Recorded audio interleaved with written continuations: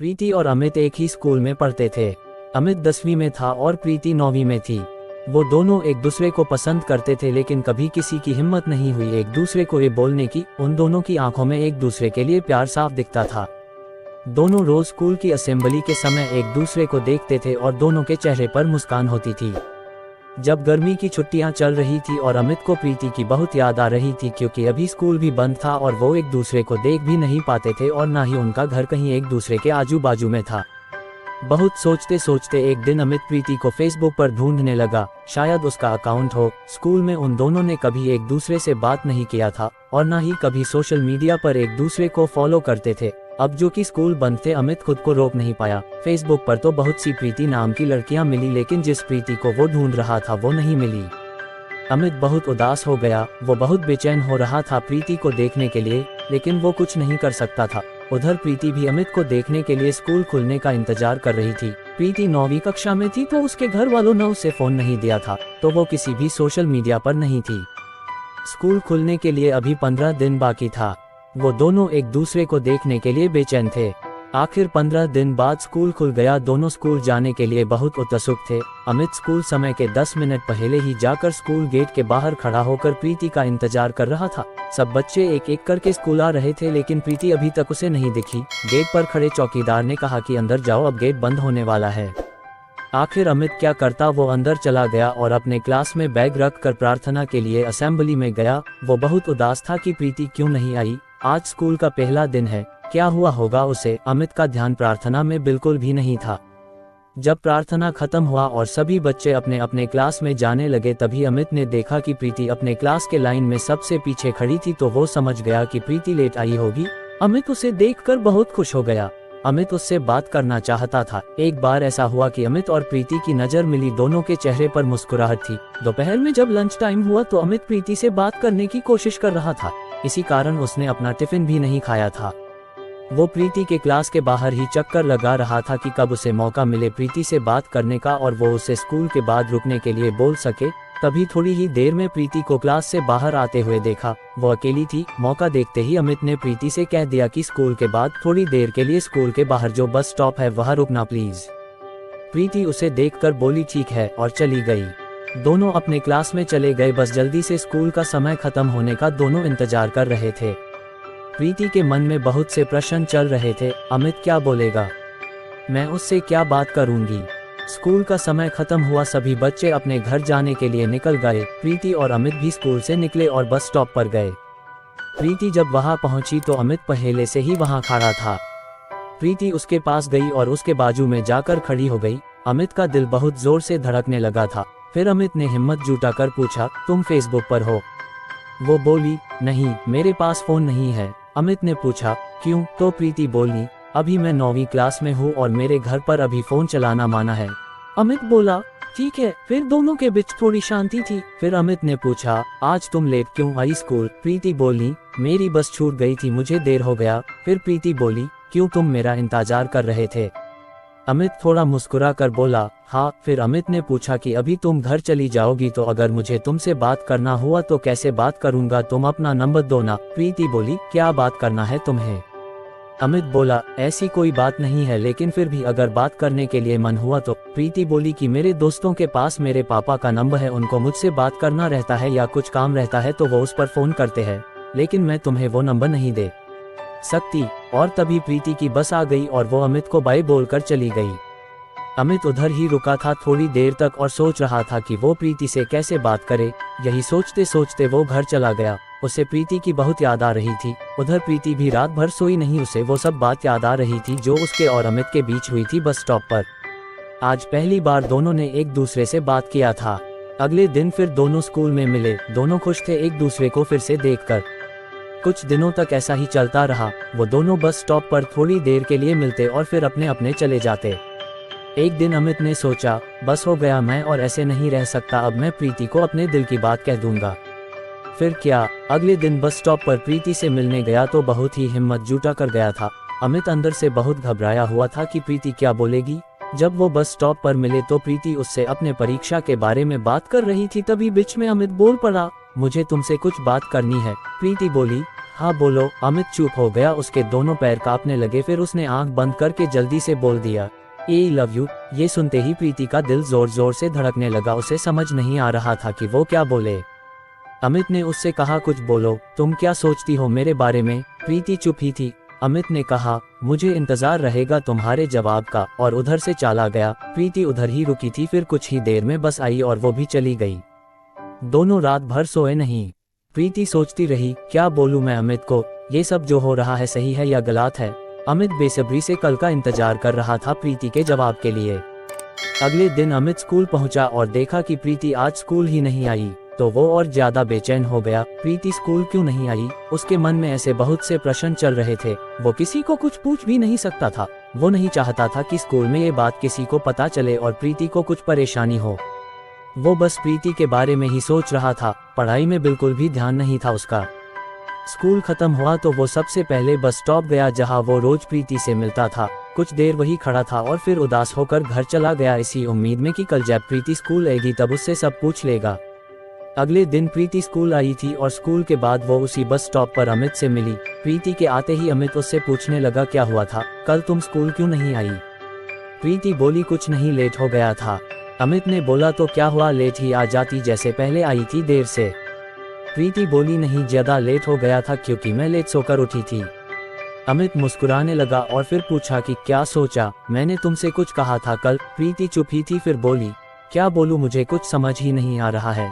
अमित बोला, उसमें इतना क्या सोचना, मुझे पता है तुम भी मुझसे प्यार करती हो, मैंने देखा है तुम्हारी आंखों में। प्रीति मुस्कुराने लगी। फिर अमित प्रीति का जवाब समझ गया और बोला, मैं समझ गया तुम्हारा जवाब, लेकिन सुनो, मुझे तुमसे बात करना रहता है, कैसे करूं, तुम्हारे पास तो फोन भी नहीं है। प्रीति बोली, तुम मुझे अपना नंबर दे दो, मैं तुम्हें फोन कर दूंगी जब पापा का फोन मेरे पास होगा तो, लेकिन तुम दोबारा उस नंबर पर फोन नहीं करना। अमित बोला, ठीक है, और उसे अपना नंबर दे दिया और दोनों अपने घर चले गए। शाम को अमित इंतजार कर रहा था कि शायद प्रीति फोन करे। वो अपने फोन के तरफ ही बार बार देखे जा रहा था। शाम से रात हो गई, प्रीति का फोन नहीं आया। अगले दिन स्कूल के बाद अमित ने प्रीति से पूछा, तुमने फोन क्यों नहीं किया। वो बोली, पापा का फोन नहीं था मेरे पास और मुझे समझ भी नहीं आ रहा था कि फोन पर मैं क्या बात करूंगी। अमित बोला, इसमें क्या, फोन करती तो बात अपने आप हो जाती कुछ। ऐसे ही वो दोनों रोज स्कूल के बाद मिलते थे और प्रीति कभी कभी अमित को फोन करती थी, उनकी बातें होती थी। एक दिन ऐसा आया कि अमित का स्कूल में आखिरी दिन था, क्योंकि वो 10वीं क्लास के बोर्ड की परीक्षा शुरू होने वाली थी और 10वीं क्लास की बोर्ड परीक्षा की पढ़ाई के लिए छुट्टी होने वाली थी। दोनों आज बस स्टॉप पर मिले। प्रीति बहुत उदास थी कि कल से अमित स्कूल नहीं आएगा और अमित भी बहुत उदास था।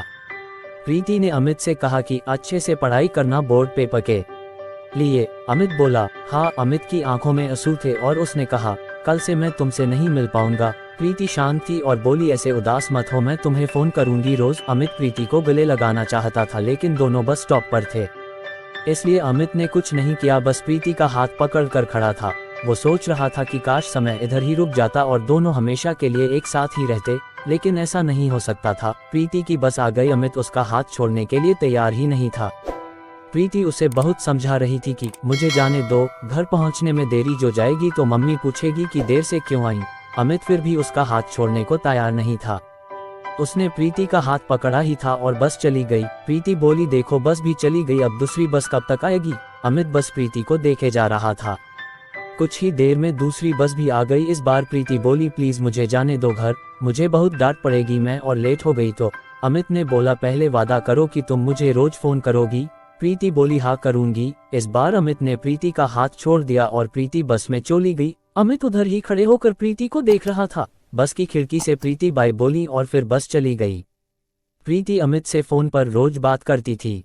जब 2 दिन बाकी थे परीक्षा के लिए, अमित को प्रीति से मिलाना था। एक दिन अमित प्रीति को बिना बताए स्कूल छूटने के समय उसी बस स्टॉप पर गया जहां वो रोज मिलते थे। प्रीति स्कूल के बाद घर जाने के लिए उसी बस स्टॉप पर आई। उसने देखा कि अमित बस स्टॉप पर था। वो दूर से ही अमित को देखकर खुश हो गई। फिर तो वो ना दाएं देखी ना बाएं और भागी भागी बस स्टॉप पर पहुंची। वो बहुत खुश थी। अमित के पास जाते ही वो बोली, तुम यहाँ, कल तो तुमने फोन पर नहीं कहा था तुम आने वाले हो। अमित बोला, क्योंकि मैं तुम्हें सरप्राइज देना चाहता था इसलिए नहीं कहा था। प्रीति बोली, अच्छा किया कि तुम आ गए मिलने, मुझे तुम्हारी बहुत याद आ रही थी। अमित बोला, हाँ मुझे भी बहुत याद आ रही थी इसलिए आ गया। परीक्षा के लिए बस 2 दिन बाकी है, सोचा मिल लूं। प्रीति पूछी तुम्हारी पढ़ाई हो गई सब? अमित बोला हाँ लगभग हो ही गई है सब। वो बोली ठीक है अच्छे से सब लिखना, परीक्षा में तुम्हें अच्छे मार्क्स लाना है। अमित बोला हाँ। 2 दिन बाद अमित का पहला पेपर था। परीक्षा के एक दिन पहले अमित का फोन खराब हो गया। अमित का छोटे भाई फोन से खेलते खेलते उसे पानी में गिरा दिया था। अमित को बहुत गुस्सा आ रहा था क्योंकि अब वो प्रीति से बात नहीं कर सकता था और ना ही अभी उसे दूसरा फोन मिलता क्योंकि परीक्षा चल रहा था तो उसके पापा उसे दूसरा फोन नहीं देते अभी। उधर प्रीति भी बहुत परेशान थी कि क्या हो गया, अमित का फोन क्यों नहीं लगता अब। फिर वो सोची कि शायद वो पढ़ाई करता रहता होगा तो फोन बंद कर दिया होगा। प्रीति इंतजार कर रही थी कि शायद परीक्षा खत्म होते ही अमित मिलने आए। अमित ने यही सोचा था कि जैसे ही परीक्षा खत्म होगा तो वो प्रीति से मिलने जाएगा। आखिर वो दिन आ ही गया। आज अमित का आखिरी परीक्षा था। अमित बहुत खुश था कि परीक्षा के बाद वो सीधा बस स्टॉप जाएगा प्रीति से मिलने। आज उसका हिंदी विषय का परीक्षा था। वो परीक्षा में जल्दी जल्दी हाथ चला रहा था कि जल्दी से पेपर खत्म और वो प्रीति से मिलने जाए। पेपर खत्म हुआ और वो सबसे पहले अपने क्लास से निकला और सीधा उसी बस स्टॉप पर गया। अभी स्कूल की छुट्टी होने के लिए 2 घंटे बाकी थे, फिर भी वो चला गया उधर और इंतजार कर रहा था प्रीति का। वो 2 घंटे भी उसे अब सालों लग रहे थे। 3 बज गए, स्कूल के छूटने का समय हो गया। अमित की नज़र बस प्रीति को देखने के लिए बेचैन थी। वो बेसब्री से उसका इंतजार कर रहा था। आखिर प्रीति उसे दिख गई बस स्टॉप के तरफ आते हुए। प्रीति की नज़र अमित की ओर दूर से ही गई। वो खुद को रोक नहीं पाए और वो दौड़ने लगी कि जल्दी से अमित के पास पहुंच जाए। उसको इतना भी ध्यान नहीं था कि वो रोड पर दौड़ रही है। तभी अचानक से दूसरी तरफ से एक ट्रक बहुत ही तेजी से प्रीति के तरफ आ रहा थी। अमित कुछ कर पाता उसके पहले वो ट्रक प्रीति को टक्कर मारकर चला गया। अमित को कुछ समझ ही नहीं आया। वो उधर ही खड़ा रह गया कुछ देर और प्रीति के आजू बाजू बहुत भीड़ इकट्ठा हो गई। तभी किसी ने एम्बुलेंस को फोन किया। अमित दौड़ के प्रीति के तरफ गया। वो उसके पास जा ही रहा था कि उधर खड़े लोगों ने उसे रोक दिया। वो बिल्कुल शांत हो गया था। उसे समझ ही नहीं आया कि क्या हुआ। थोड़ी ही देर बाद एम्बुलेंस आई और प्रीति को पास वाले अस्पताल लेकर गई। अमित उधर ही खड़ा रह गया। कुछ देर बाद वो भी अस्पताल गया और प्रीति के लिए पूछताछ किया और उसके कमरे के तरफ गया। उधर उसने देखा कि प्रीति के मम्मी पापा भी आ गए हैं। अमित थोड़ी दूर ही खड़ा हो गया। उसने देखा कि प्रीति की मम्मी रो रही थी। ये सब देखकर उसे भी रोना आ रहा था। कुछ देर बाद एक डॉक्टर निकले प्रीति के रूम से। प्रीति के पापा डॉक्टर के पास गए और उनसे पूछने लगे कैसी है मेरी बेटी, वो ठीक तो है ना? डॉक्टर उदास दिख रहे थे। फिर वो बोले हम आपकी बेटी को नहीं बचा पाए। ये सुनते ही अमित वहां से चला गया। उसे बिल्कुल नहीं समझ रहा था कि वो कहाँ जाए, क्या करे। वो बस स्टॉप के थोड़ी दूर पर एक गार्डन था, वहां जाकर बैठ गया। वो बहुत रोने लगा। उसे प्रीति की बहुत याद आ रही थी। वो सोच रहा था कि प्रीति उसके वजह से ही आज उसके साथ नहीं है। ना वो आज उससे मिलने आता और ना ही वो सब हुआ होता। शाम हो गई थी। अमित वहां ही बैठकर बहुत रोए जा रहा था।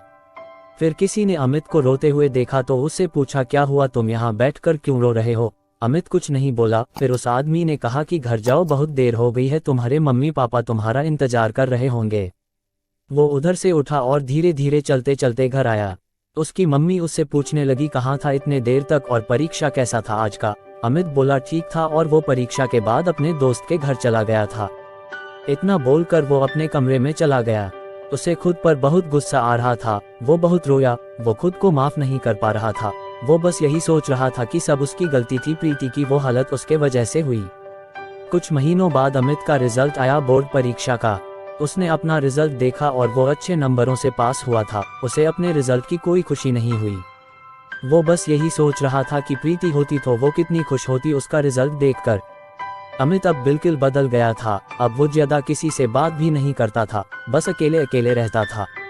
आगे की पढ़ाई के लिए उसके मम्मी पापा ने उसे हॉस्टल भेज दिया।